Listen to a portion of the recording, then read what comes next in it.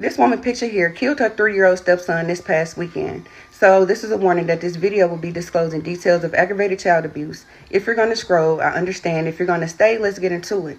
So the woman pictured here is 29-year-old Dominica Mosby from Memphis, Tennessee, Fergus to be specific. She was dating a man named Keith Horton who had a 3-year-old son named Kevin. And this handsome face here is the 3-year-old son, Kevin Horton.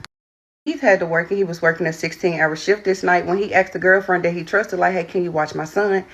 It was later on around 3 o'clock in the morning when Keith received a phone call from his girlfriend stating that his son was sick and unwell and that he needed to come home.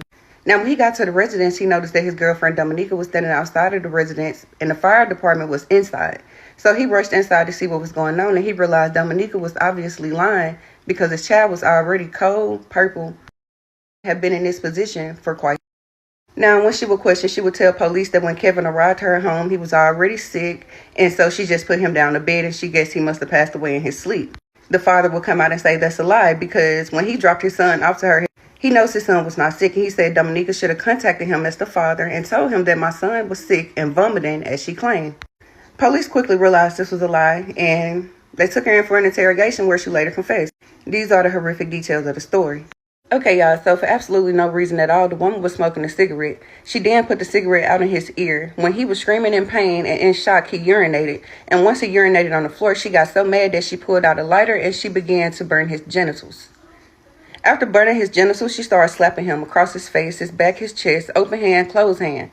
And once he fell to the ground, she started stomping him until he didn't move anymore. She then got into bed and she told police, I think he was already dead once I went to sleep.